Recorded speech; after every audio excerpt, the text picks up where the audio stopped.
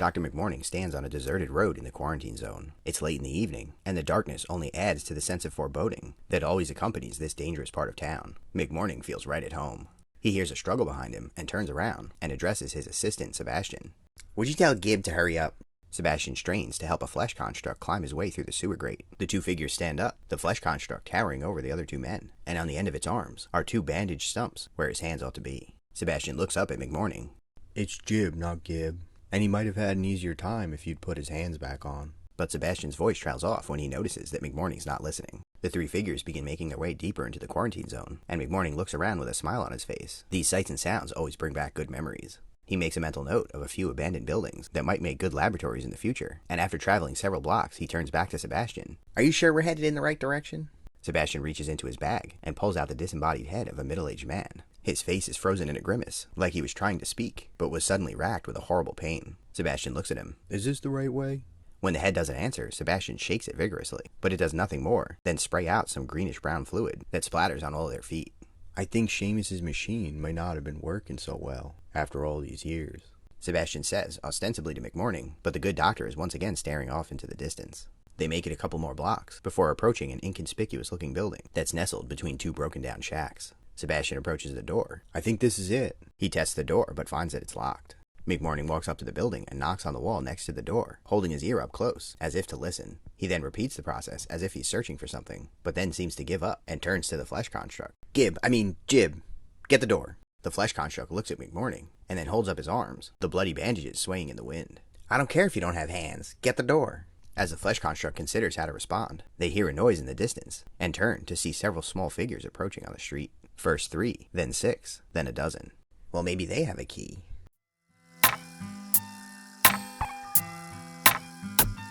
As the figures get closer, McMorning is able to discern that they're all small, with green skin and wearing big hats. The one in the lead has a particularly big hat, and is also carrying a huge gun. As the rest of the gremlins stop, Sommerteeth Jones takes a few steps forward and addresses the strangers. "Who are you, and what in the hell you doing at my safe house?" McMorning takes a small step forward and looks over the small creature, and then closes his eyes and pinches his nose in disappointment. "More small hands," he whispers under his breath. "What was that now?" Sommer calls back, and then points his gun at McMorning.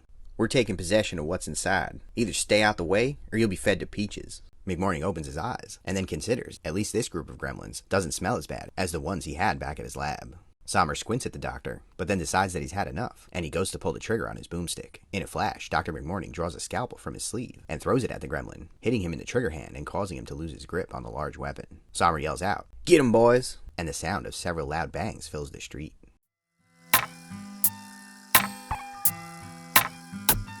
McMorning and his companions hide behind a building adjacent to their destination. Bullets pepper the wood behind them as more shots ring out on the nearby street, and they hear the sound of gremlins hooting and hollering. Sebastian turns to McMorning. "What are we gonna do, boss?" McMorning peeks his head out from behind the cover, and several more shots ring out as he quickly pulls back. "Any minute now." Sebastian looks at Jib as if to ask him what McMorning means, but the flesh construct just shrugs. Suddenly there's a crash, followed by the sound of screaming and the report from several more guns. McMorning smiles, and then casually walks out from behind the building to see several shambling figures in old tattered guild uniforms advancing on the gremlins. Both groups exchange fire as the gremlins duck for cover, momentarily distracted from their original target. McMorning turns to Jib. "Make yourself useful," and the flesh construct advances past him as Sebastian prepares his saw. Jib gets behind one of the gremlins and pauses, seemingly unsure of what to do now. The gremlin turns and notices the figure, and jumps in surprise, as Jib kicks the rifle that he's holding, disarming the startled gremlin. At the same time, a guild autopsy fires several shots in their direction. One hits the gremlin and kills it, and 3 more hit Jib in the torso. McMorning sighs and pinches his nose again. They're still terrible shots.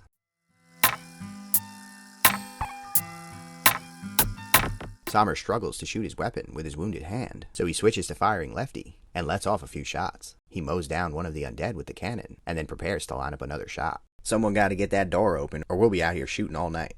The gremlins near him pretend not to hear, as none of them want to get any closer to the madman with the circular saw. Sommer looks around. There's no cover in front of the building. He'd be wide open if he tried to get closer to the door. Frustrated, Sommer fires a few more shots in the direction of the zombies. He suddenly feels a tap on his shoulder. "Hey, Pa, I got..." As he turns to see his son Lenny, he cuts the boy off. "What in the hell you doing here? You just follow me everywhere now?" Sommer rages. "I don't have time to be dealing with you right now. Can't you see I'm busy?" "But Pa, I found a side door into the..." "Now get your behind back home before I..." "Wait, what was that?" "I was telling you, there's another way inside. It's right around here, see?" Sommer looks around the side of the building. He must have missed it in the dark, but sure enough, a few yards away in an alley was a second entrance to the building. Well, ain't I glad I decided to take you along on this here operation. Come on.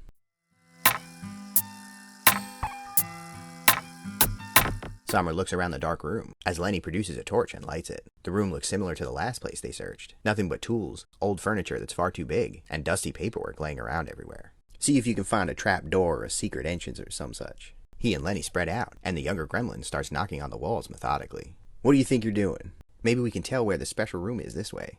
That's the dumbest thing I ever heard. Sommer turns to keep looking, but then the sound of Lenny's knocking noticeably changes pitch. It's right here, Lenny says with a smile. Sommer walks over grumpily as his son starts looking for a way through the wall. Sommer watches him for a few seconds. Boy, just use your big dumb head to smash your way inside. He pushes the larger gremlin, but Lenny doesn't budge. What if it hurts? Forget it.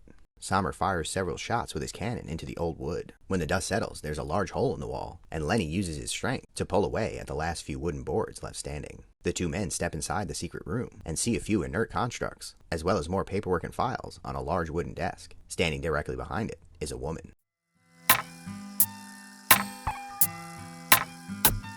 Well, what have we here? Sommer asks. How'd you get in here anyway? The woman seems to slip something into her pocket, and Sommer notices a safe hidden in the wall next to her, its door hanging open. I have my ways, Colette responds dismissively. Can I help you boys with something? Well, first you can tell us what you found, then you can hand it over. Sommer walks closer, struggling but managing to keep his gun trained on the mysterious woman. Just some random junk. Pet spiders, nothing special. I ain't kidding now, I'll shoot you, Sommer threatens as he tries to put on an intimidating face. Colette puts her hands in the air.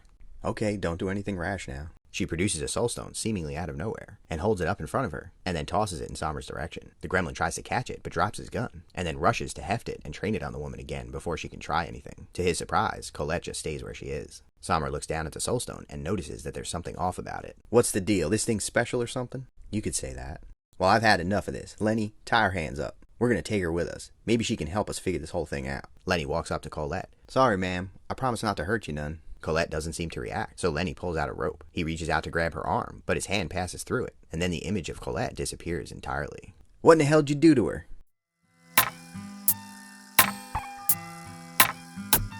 Colette sits at her desk, deep in thought. She jots down a few things in a notebook, ideas for an upcoming show. She writes the words, "Come see the first gremlin performer at the Star Theater." A slight smile cracks her face, and then she scribbles out the sentence. She then closes the notebook and pushes it to the side. She reaches into her pocket and pulls out several loose pieces of paper and two small orbs.